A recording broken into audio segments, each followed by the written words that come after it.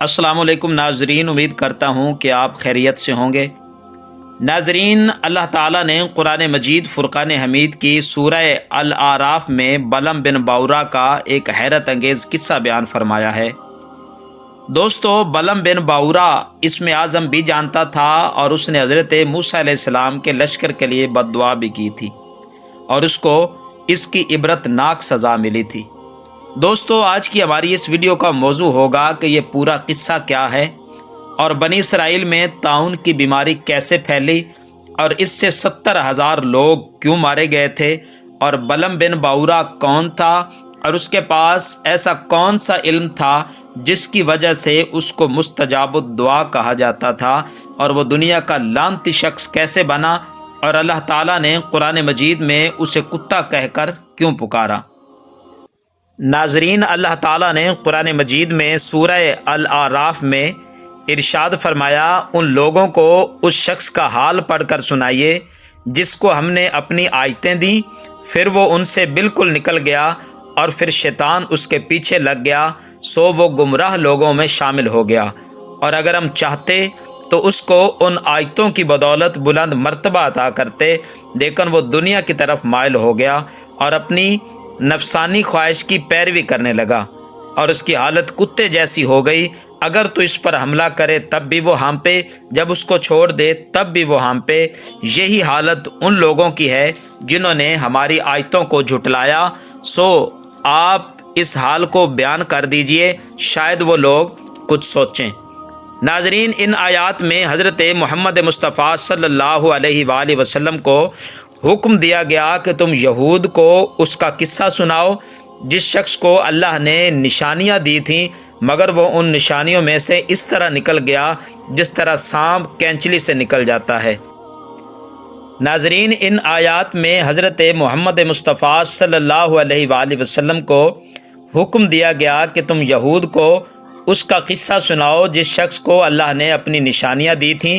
مگر وہ ان نشانیوں میں سے اس طرح نکل گیا جس طرح سانپ کینچلی سے نکل جاتا ہے۔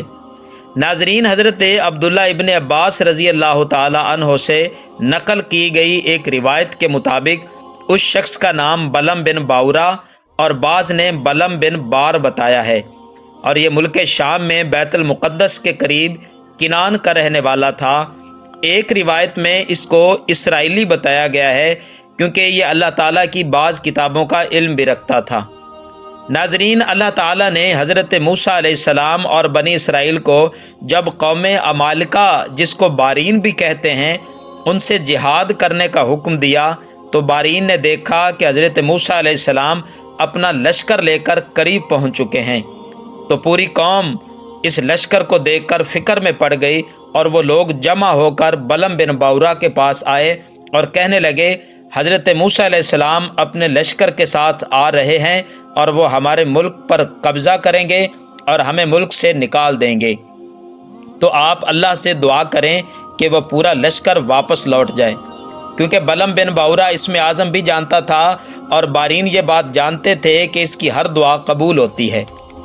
ناظرین، روایات میں آیا ہے بلم بن باورا نے پہلے معذرت کی کہ میں اللہ کے پیغمبر کے لشکر کے لیے بد دعا نہیں کر سکتا، کیونکہ ان کے ساتھ فرشتوں کا بھی لشکر ہے، اگر میں نے ایسا کچھ کیا تو میرا دین اور دنیا دونوں برباد ہو جائیں گے۔ ناظرین، جب قوم نے بے حد اصرار کیا تو بلم بن باورا نے کہا، ٹھیک ہے، میں پہلے استخارہ کرنے کے لیے اپنے رب کی مرضی معلوم کر لوں۔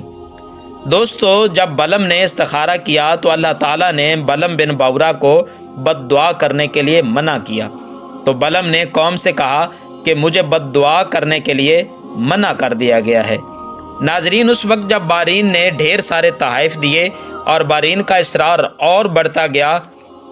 بعض روایات میں آیا ہے کہ بلم کی بیوی نے بارین کی سفارش بھی کی تھی، تو بلم بن باورا نے اپنی بیوی کی دلجوئی اور مال کے لالچ میں آ کر بنی اسرائیل اور حضرت موسیٰ علیہ السلام کے لشکر کے لیے بد دعا کرنی شروع کر دی۔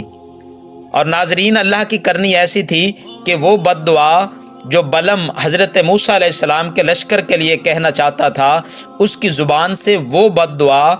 قوم عمالقہ کے لیے نکلے تو بارین چلا اٹھے کہ آپ تو ہمارے لیے بد دعا کر رہے ہیں۔ تو بلم نے جواب دیا کہ میری زبان میرے اختیار میں نہیں رہی،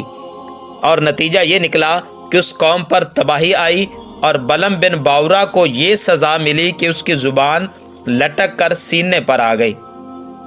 اب اس نے بارین سے کہا کہ میری دنیا اور آخرت دونوں تباہ ہو گئی ہیں، اور میری دعا کی قبولیت کو بھی سلب کر لیا گیا ہے، لیکن میں تم کو ایک تدبیر بتاتا ہوں کہ جس پر تم موسیٰ علیہ السلام اور اس کی قوم پر غالب آ سکتے ہو۔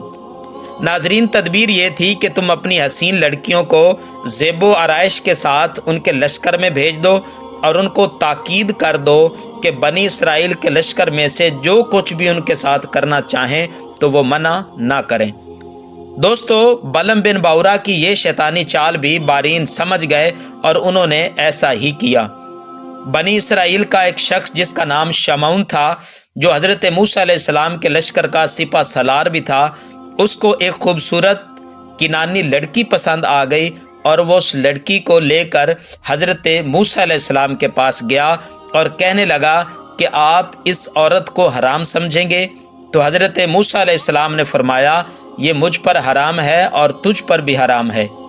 ناظرین، اس شخص نے سنتے ہی کہا کہ میں قسم کھا کے کہتا ہوں کہ میں آپ کی اطاعت نہیں کروں گا،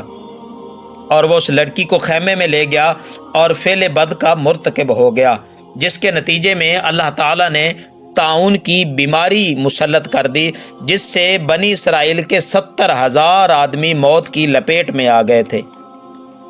ناظرین، اس وقت حضرت ہارون علیہ السلام کی نسل میں سے ایک شخص فنحاس بن ایزار لشکر میں سے کہیں باہر گیا ہوا تھا۔ جب وہ واپس آیا تو اس کو ساری حقیقت کا پتہ چلا تو وہ بے تاب ہو گیا، اور غصے کے ساتھ اس بد کردار کے خیمے میں پہنچا، اور اپنے نیزے میں ان دونوں کو پرو لیا، اور اپنے ہاتھ میں نیزہ لیے ہوئے ان دونوں کو اوپر اٹھائے ہوئے باہر نکلا، اور کہنے لگا، یا اللہ، ہمیں معاف فرما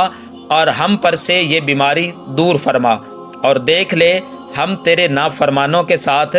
کیا سلوک کرتے ہیں۔ تو ناظرین، اللہ نے ان کی دعا اور فعل کو قبول کیا اور طاعون کی بیماری ختم کر دی۔ ناظرین، روایات میں آتا ہے کہ روز قیامت بلم بن باورا اصحاب کہف کے کتے کی شکل لے کے دوزخ جائے گا،